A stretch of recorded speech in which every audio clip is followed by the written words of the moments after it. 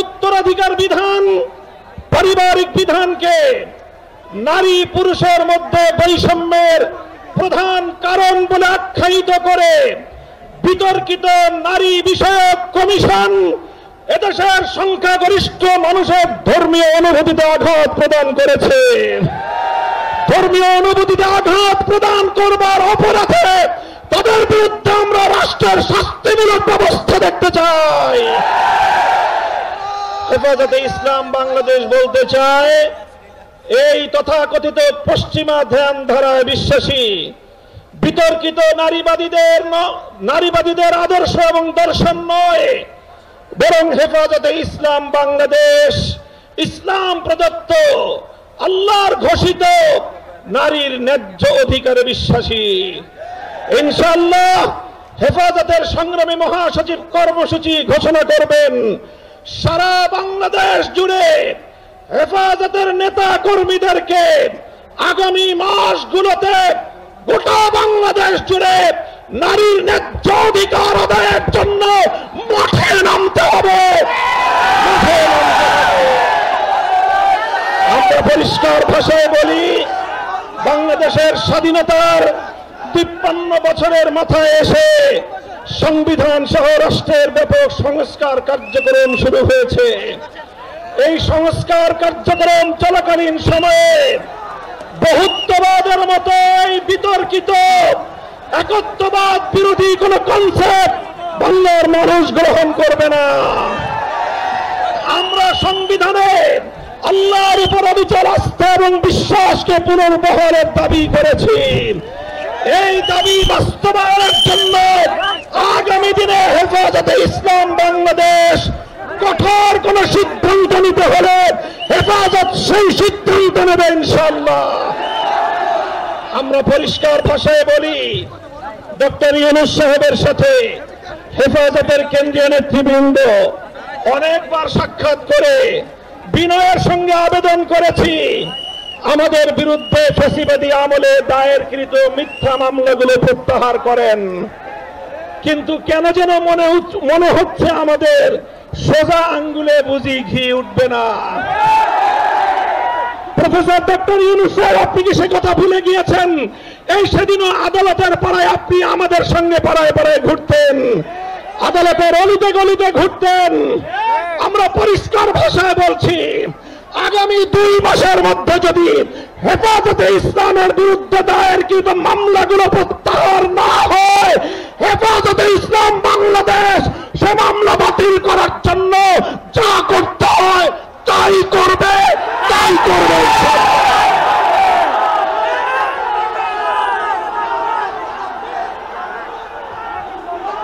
আমরা পরিষ্কার ভাষায় বলছি, জঙ্গি নাটকের মামলা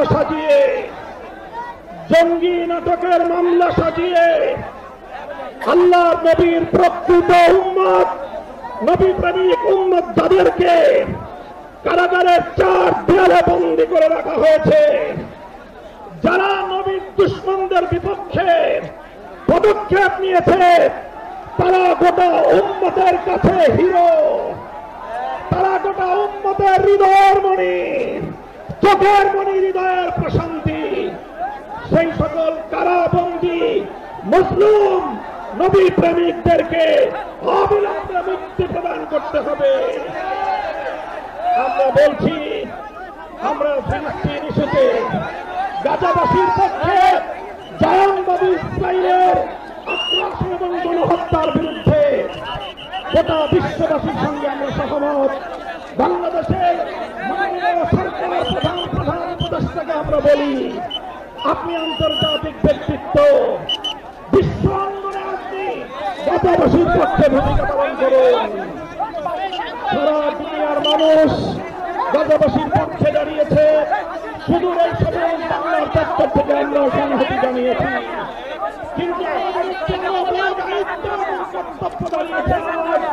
আমাদের প্রতিবেশী রাষ্ট্র ভারতের মুসলমানদের পক্ষে আওয়াজ উচ্চারণ করা, তাদের পাশে দাঁড়ানো।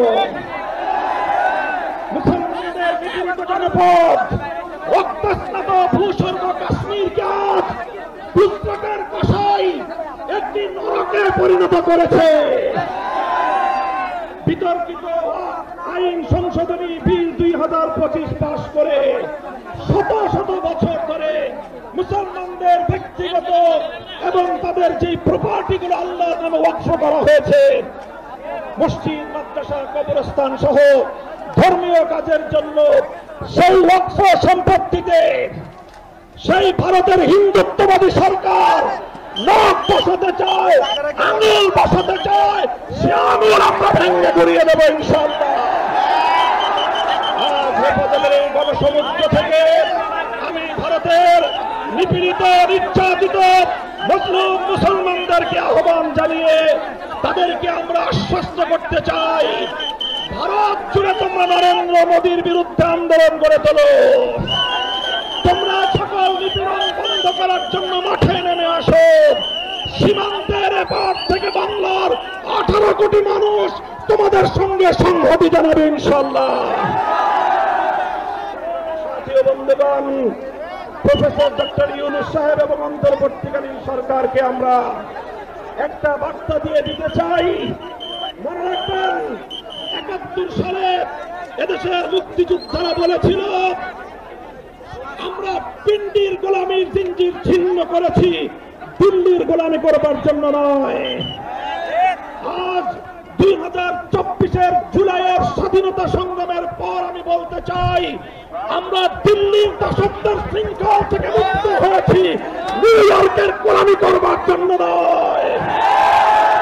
যদি বাংলাদেশকে ওয়াশিংটনের দাস পরিণত করবার কোন পায়তারা করা হয়, আর যদি হিউম্যানিটারিয়ান করিডোরের নামে আমার বাংলাদেশের বুকের উপর দিয়ে যদি বাংলাদেশের সার্বভৌমত্ব স্বাধীনতা হরণ করবার জন্য আমার স্বাধীন জনপদের 1 ইঞ্চি মাটি কেড়ে নেওয়ার জন্য যদি এই অপতৎপরতা চালানো হয়, চলমান এই অপতৎপরতা যদি বন্ধ না করা হয়, তবে আমি সারা দেশের দেশপ্রেমিক জনতাকে উদাত্ত আহ্বান জানাবো, যুদ্ধের প্রস্তুতি নাও, দেশের জন্য যুদ্ধের প্রস্তুতি নাও।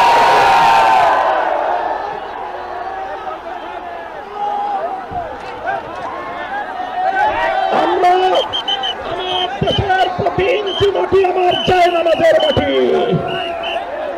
আবার বলছি, আমার স্বাধীন বাংলার প্রতি ইঞ্চি মাটি আমার পবিত্র জায়নামাজের মাটি। দিল্লি বা ওয়াশিংটন, পিকিং বা মস্কো যারা মাটির দিকে চোখ তুলে তাকাবে, আমরা তাদের বিরুদ্ধে বারুদ হয়ে মাঠে নামবো ইনশাআল্লাহ। সাথী ও বন্ধুগণ, ফ্যাসিবাদী আওয়ামী লীগকে সন্ত্রাসী সংগঠন হিসেবে ঘোষণা করবার যে দাবি জানানো হয়েছে, মনে করবেন না এটা আমাদের দুর্বল কোন দাবি।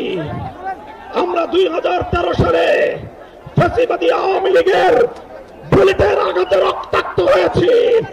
2021 সালে আমাদেরকে হত্যা করেছে, বছরের পর বছর বিনা বিচারে আমাদেরকে কারারুদ্ধ করে রেখেছে। সেই সন্ত্রাসী সংগঠন আওয়ামী লীগকে আবার বাংলাদেশের রাজনীতিতে যদি পুনর্বাসন করবার কোন দুঃস্বপ্ন কেউ দেখেন, তাহলে আমরা পরিষ্কার ভাষায় বলে দেই, তার সঙ্গে আমরা আওয়ামী লীগের চেয়ে ভিন্ন কোন আচরণ করব না। শেখ হাসিনা গিয়েছে যেই পথে, আওয়ামী লীগের দালালরাও যাবে সেই পথে। কোন রাজনৈতিক দল অথবা সরকারের মধ্যে ঘাপটি মেরে বসে থাকা ফ্যাসিবাদের কোন দোষর যদি বাংলার রাজনীতিতে এই ফ্যাসিবাদী শক্তিকে পুনর্বাসিত করবার পায়তারা চালায়, তাদের সঙ্গে আমরা লড়াই করব ইনশাআল্লাহ। সাথী ও বন্ধুগণ, সর্বশেষ আমাদের কথা হলো এই, শাপলার শহীদ যারা শাহাদাত বরণ করেছেন, ইনশাআল্লাহ হেফাজতে ইসলাম বাংলাদেশ প্রতিটি শহীদ পরিবারের পাশে দাঁড়িয়েছে।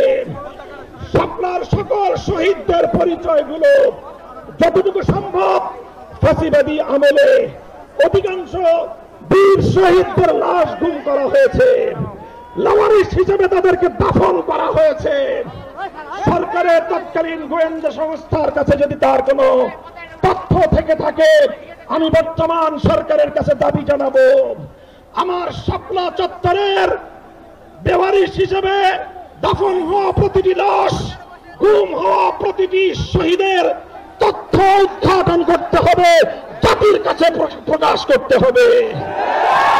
এর বাইরে গোটা বাংলাদেশে যতজন বীর শহীদান রয়েছেন প্রত্যেক শহীদের পরিবারের সঙ্গে যোগাযোগ করে আমাদের সর্বশেষ ভেরিফিকেশন এবং যাচাইয়ের কাজ চলছে। ইনশাআল্লাহ আমরা শাপলার রক্তে রঞ্জিত এই মে মাসের মধ্যে হেফাজতে ইসলামের পক্ষ থেকে আমাদের ভেরিফাইড সেই সকল বীর জাতীয় শহীদানদের পরিচয় এবং তাদের গৌরবগাথা ইতিহাস জাতির সামনে আমরা তুলে ধরবো ইনশাআল্লাহ। সেই সকল রক্তরাঙা শাপলার বীর শহীদানদের স্মৃতি বিজড়িত ইমানের দুর্দমনীয় কাফেলা, শাপলা চত্বরের শহীদি কাফেলা হেফাজতে ইসলাম বাংলাদেশকে আমি আজ বাংলাদেশের স্বাধীনতার অতন্দ্র প্রহরী হিসেবে ঘোষণা করতে চাই। আমরা বলতে চাই বাংলাদেশের ইসলাম এবং স্বাধীনতা এক সূত্রে গাথা। বাংলাদেশের ইসলাম এবং স্বাধীনতা এক সূত্রে গাথা। যারা বাংলাদেশে ইসলামের উপর আঘাত করে তারাই স্বাধীনতার দুশ্মন, তারাই স্বাধীনতার শত্রু। আগামী দিনে দেশ এবং ইসলাম স্বাধীনতার এই শত্রুদেরকে যেখানেই পাওয়া যাবে সেখানেই প্রতিহত করতে হবে, সেখানেই প্রতিহত করতে হবে। যদি এজন্য আমাদেরকে আরো জীবন দিতে হয়, যদি এজন্য আমাদেরকে আরো রক্ত দিতে হয়, আরো ত্যাগ আর কোরবানি স্বীকার করতে হয়, যদি আরো বড় করে নজরানা পেশ করতে হয়, শাহাদাতের রক্ত দেওয়ার জন্য জীবন বিপন্ন করে দেশ এবং ইসলামকে রক্ষা করার জন্য আল্লামা বাবু নগরীর হাতে শপথ